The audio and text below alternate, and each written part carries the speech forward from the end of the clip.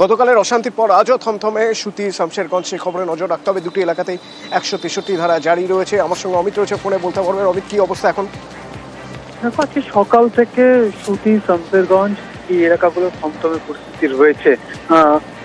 163 নম্বর ধারা যেমন জারি রয়েছে, দোকানপাট না খুললেও তো দেখো যে গতকাল যে পরিস্থিতি তৈরি হয়েছিল তা কিন্তু গতকাল সন্ধ্যের পর থেকে পরিস্থিতি নিয়ন্ত্রণে আনা হয় রাজ্য পুলিশের তরফে। বিএসএফ এর একটি টিমও কিন্তু এখানে আসে এবং আজকে সকাল থেকে জাতীয় সড়কে কিন্তু যান চলাচল করছে। আমরা সরকারি বাস আমাদের নজরে এসেছে বা আমাদের ক্যামেরা বন্দী হয়েছে এবং গতকালের যে পরিস্থিতি হয়েছিল সেই জায়গা থেকে আস্তে আস্তে স্বাভাবিক হয়ে যাচ্ছে এবং সকাল থেকে জাতীয় সড়কে যান চলাচল করছে।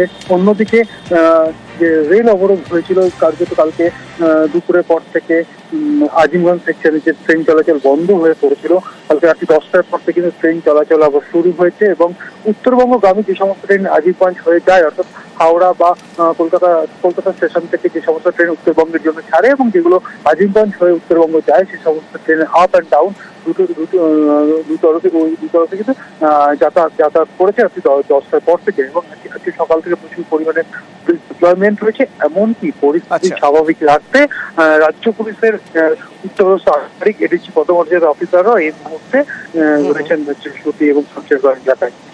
ধন্যবাদ।